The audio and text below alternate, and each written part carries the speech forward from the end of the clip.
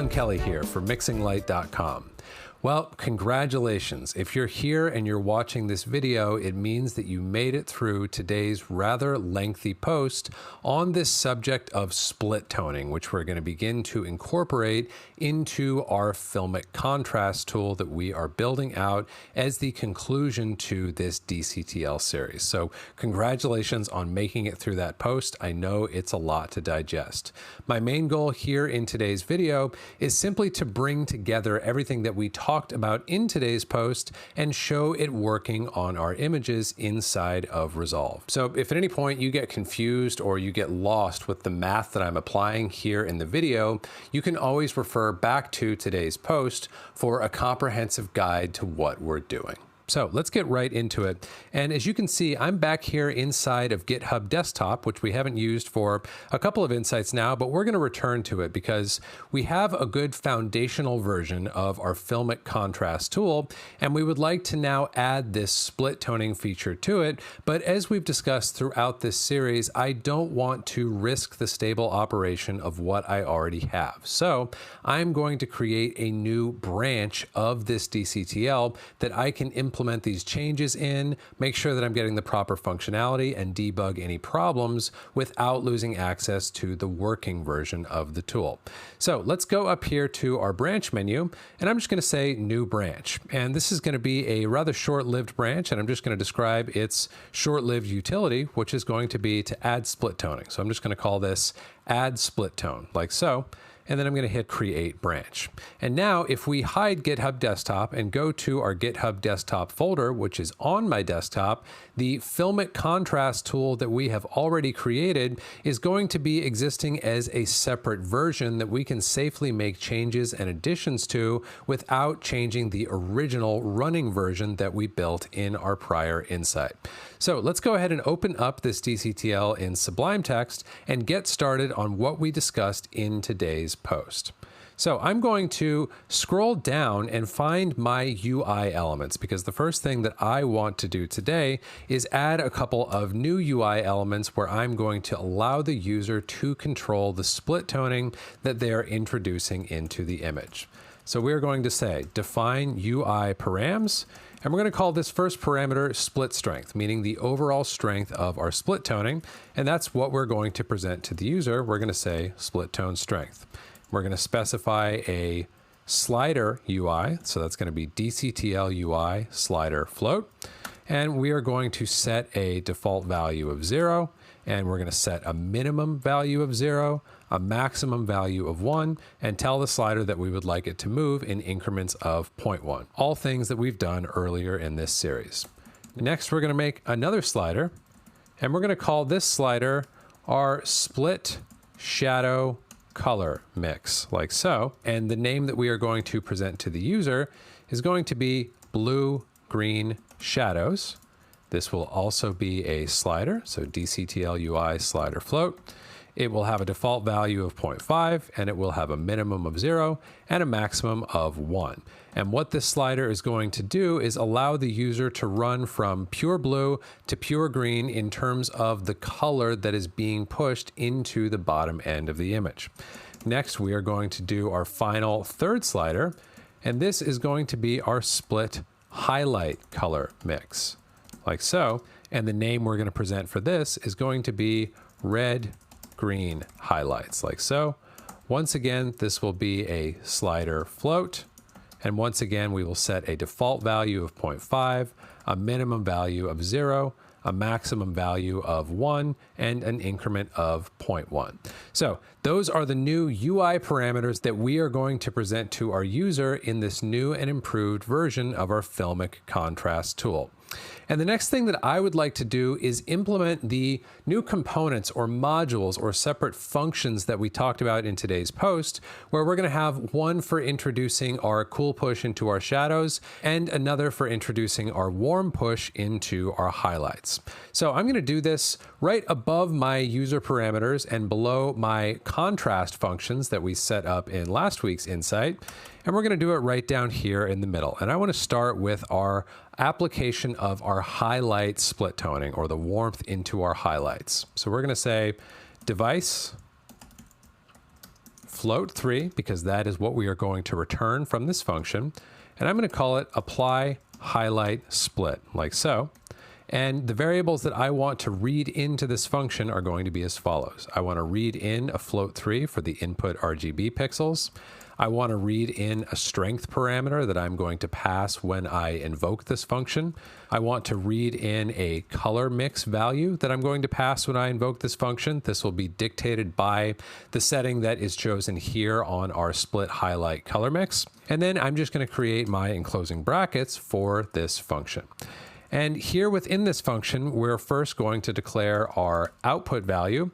And we're going to say by default that our output value is equal to our in. Because remember, in both of these functions, we're actually only going to modify 2 of our 3 channels. Here in the highlight split, we're going to modify our red and our green and leave blue where it is. And when we get to our shadow split in a moment, we are going to modify our blue and green and leave red where it is. And now all we need to do is derive our red and green strength variables, which are going to be used to apply a gain operation to the red and green channels. So we're going to say float red strength is equal to 1 minus our color mix, and then we are going to multiply that value by our strength value, which was also dictated by the user. And then we are going to add 1 to the result there. And again, as we talked about in today's post, the reason we are adding 1 to whatever we calculate here is because 1 is a neutral for a gain operation. So if we multiply any number by 1, we will get the original number that we had. So if we want to have a gain that is starting from a neutral foundation, we want to make sure that everything is pivoting above or below 1 as opposed to a 0. And now we're going to do the same thing for our green strength. So we're going to say float green strength equals my color mix times my strength. And then we are simply going to add 1 to that. And just to make it a little clearer what we're doing with these 2 definitions, our green strength is being determined simply by where the color mix slider is placed and then multiplying that by our strength. So if strength is at a full 1, then everything will be passed through at 100%. And if it's less than 1, it will become less than the full amount of that color mix. And then we're simply going to add that to a value of 1, again, so that we are starting from a neutral gain operation, and then we are simply adding more green to our channel based on the color mix slider as well as the strength slider. And then here on the red side, we are doing the exact same thing, except the basis for this number is 1 minus our color mix. So whatever is left over in between where that slider for color mix is set and 1 is going to define our red strength. And now all we need to do is take these 2 values that we have calculated and apply them to our red and our green channel.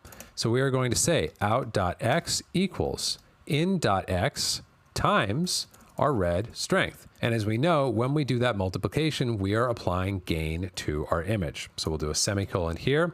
And now we're going to do the same thing on our green channel. Out.y equals in.y times our green strength, like so.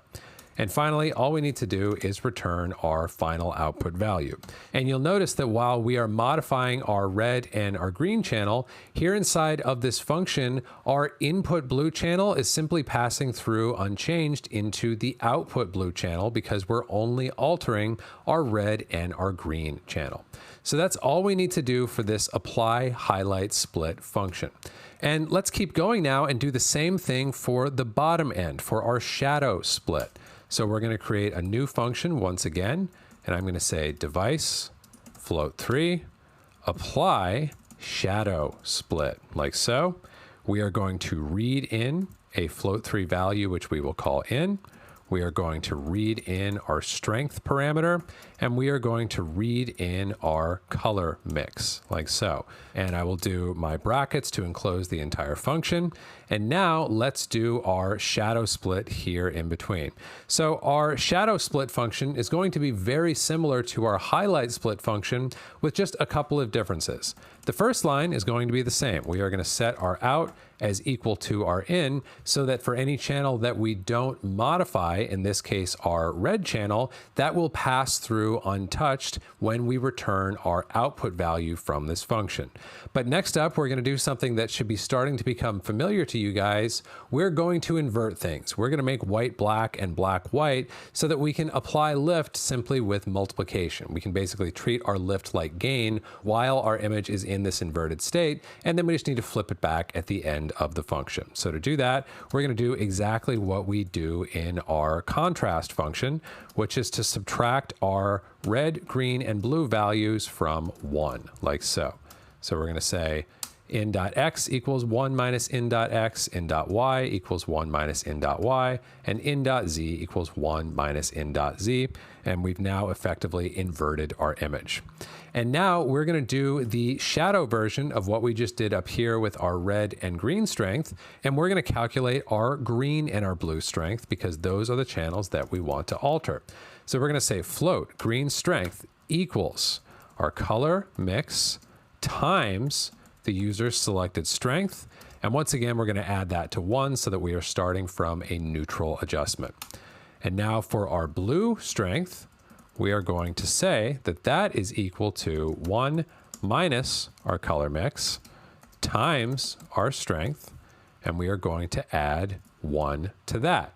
So just as we did up here with our red and our green strength, we are defining our green strength as simply being equivalent to whatever is selected for the mixture of green in our slider multiplied by the strength that is selected by the user, and then added to 1 so that we are starting from a neutral foundation.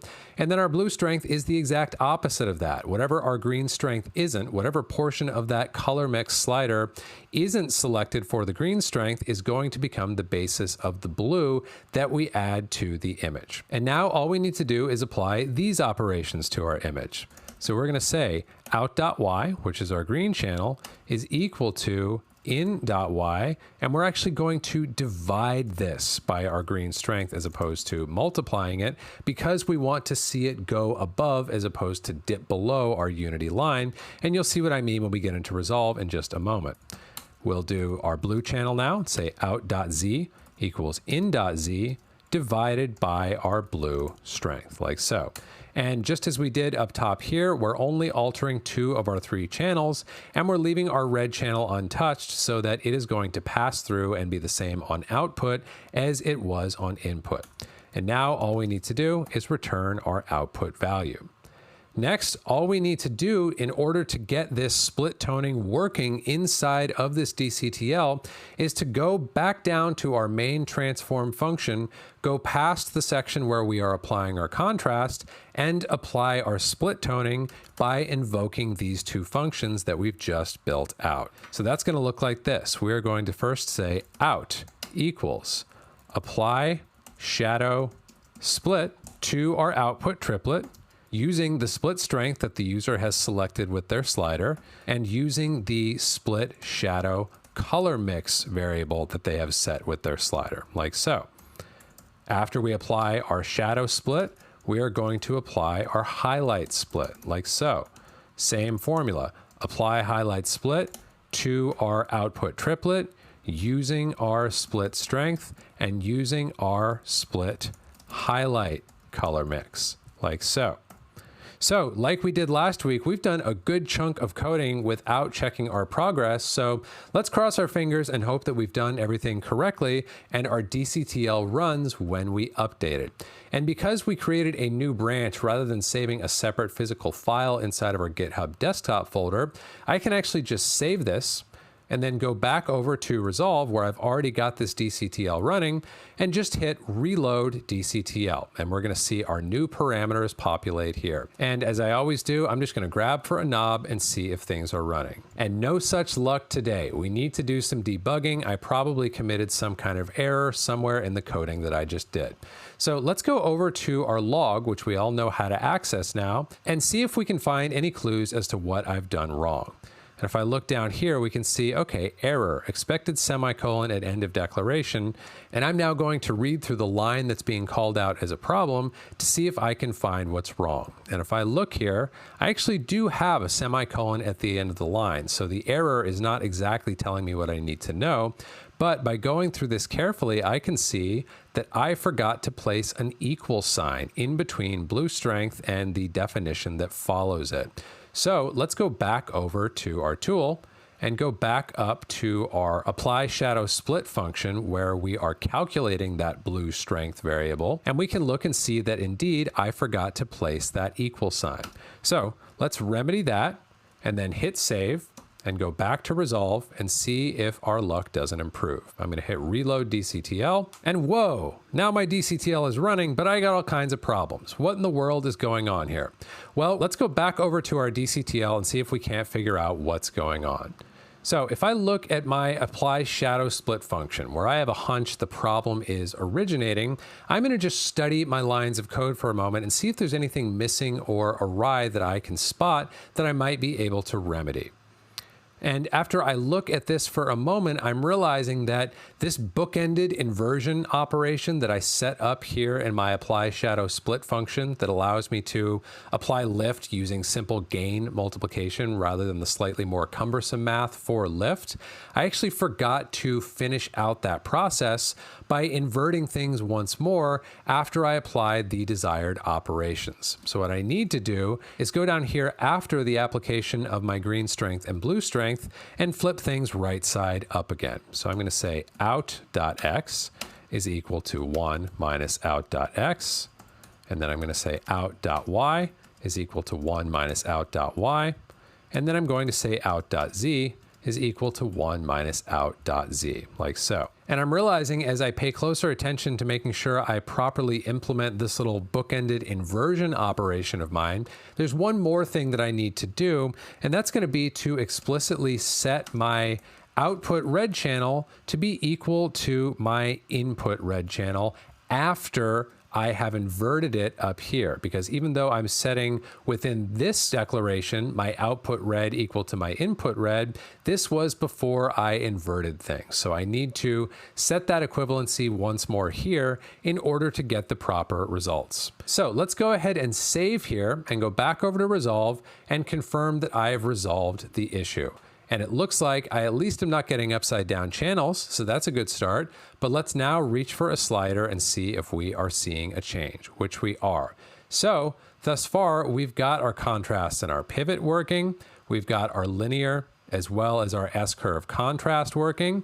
And now, moment of truth, let's see if we can add some split toning into our image, which it looks like we indeed can. You can see I'm getting a warm push up top and a cool push down in the bottom. And if we've done our job correctly, we should be able to change the cocktail of cool by manipulating this blue-green slider and the cocktail of warm by manipulating this red-green slider for the highlights. And now that we've confirmed that this tool is looking correct on our grayscale ramp, let's actually throw it onto an image. And in order to make this make better sense, I'm going to go to my timeline section of my node graph here and turn off an output transform so that I'm looking at a normalized version of the image. And now we can go back to this DCTL and begin to work with the tool. So you guys can see that this split tone strength slider is allowing us to introduce our chosen cocktail of blue into the bottom and of red or warm colors into the top like so. And we are rapidly working toward having a really useful and dynamic tool that we can deploy throughout our workflows. So once we've got these new features implemented and we've confirmed that they're working and debugged them, we can actually go back to our GitHub desktop and do something that we've done before, which is to commit the changes that we've just made to this branch. And if we're feeling good about the changes that we've made, we can actually go back to our main branch here, and then we can go to our branch menu and say merge into current branch. And we can select our add split tone branch and say create a merge commit like so. And now everything that we've done in that add split tone branch has been incorporated into our main branch now that we know everything is running safely and has been fully debugged. So I hope you guys have enjoyed this latest installment in our DCTL coding journey and the addition of this really useful new set of features within our filament contrast tool. And we're actually going to continue refining these new features in our next insight, where we're going to talk further about applying useful constraint to the parameters which we present to the user. But for today, we have covered plenty of new ground. Definitely encourage you to take a fresh lap through today's post and video so that you are ready to go when we tackle these new ideas in our next insight.